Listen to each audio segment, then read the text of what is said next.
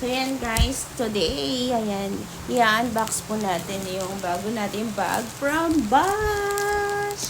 So, ito naman po yung tote bag po nila. So, meron din po silang tatlong color.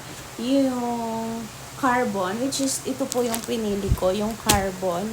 Tapos, meron silang dune color at saka yung terra, yung brown nila.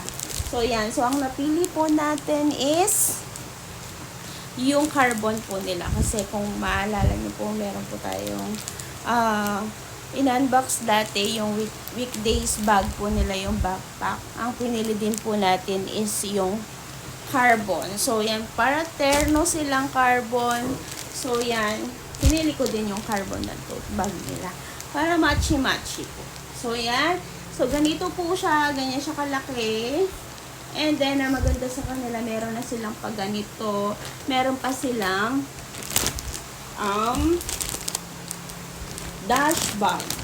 Ayan. So, dito pa lang sa dash bag nila, may logo nila. And meron pa ganyan. So, dito pa lang sa dash bag nila is bawing-bawi ka na, guys. So, yan. Yan. Tapos, ayan. So, ito na yung pinaka-bag. Ayan na. Yung pinakabag po niya, guys. So, yan. Tapos, ganyan siya kalaki. Malaki din siya. Tapos, yan. Tapos, ang maganda po dito is waterproof po ito. So, yan. Bukod sa malaki po siya, marami siyang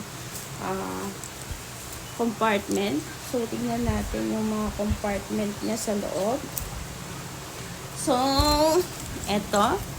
Syempre, eto po.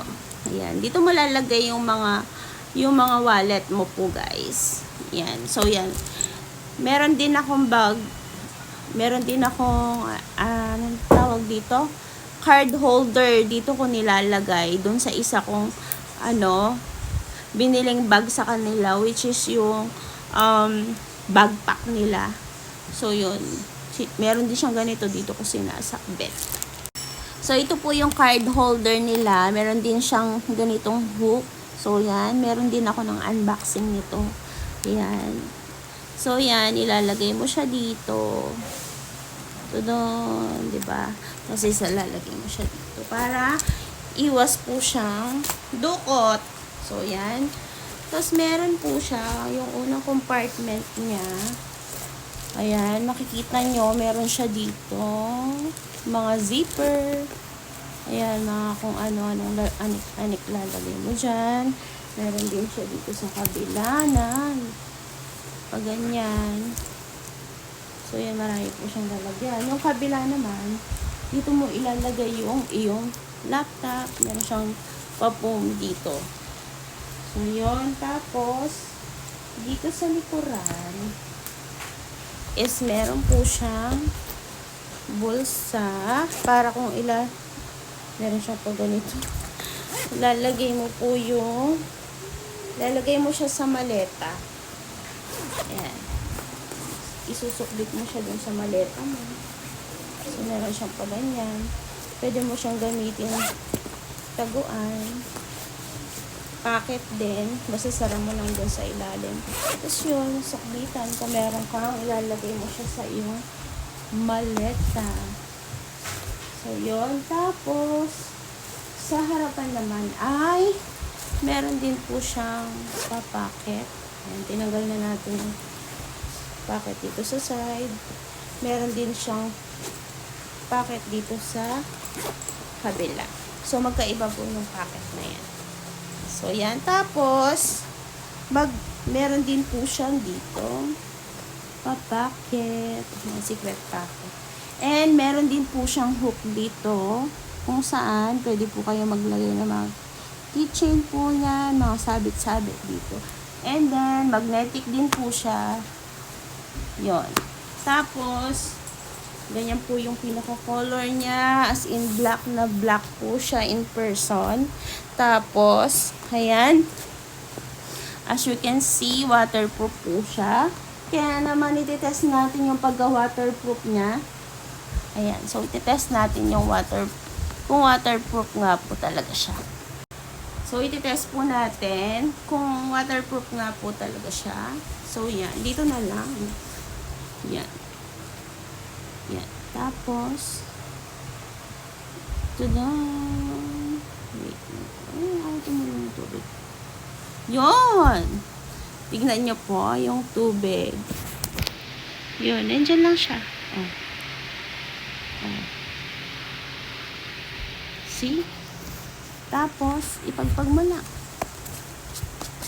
Pagpag ulit. Pagpag, pupunasan mo lang siya ng iyong mga kamay. Yan. Tuyo na po siya. Yan. Pagpag natin. Pagpag. Nagano mo lang siya. So, yan. So, waterproof po talaga siya. So, ang nabasa po yung aking. Yun. Ayun yung tubig na punta doon. So, yan. So, waterproof nga talaga siya. So, yun guys, tignan mo dito. Ganito siya kalawak sa loob. Kaya sobrang madami kang mailalagay. Tapos meron na siyang papakit doon. Packet, lalagyan ng mga kung ano-ano. Tapos, meron pa siya dine. Tapos, dito yung laptop mo. Ayan. So, yun yung pinaka tali niya sa loob. So, marami siyang packet kung saan very useful po siya. Kasi ganyan siya kalaki, guys. Yun. Siya, guys. Kasya po yung ano ba yun? Yung 16 inches na lang. So, try natin. Try natin kung yan. So, ito po yung aking laptop. 16 to. Ano ba? Aspire 15. So, yan. Kasya siya. Ayan. Kasya po. Dadadon. Diba? May mga space pa siya. Kaya naman, kung teacher ka, pwede mo lagyan ng maraming paperworks dito. Safe na safe siya dahil waterproof. Tapos, very organized. So, yan.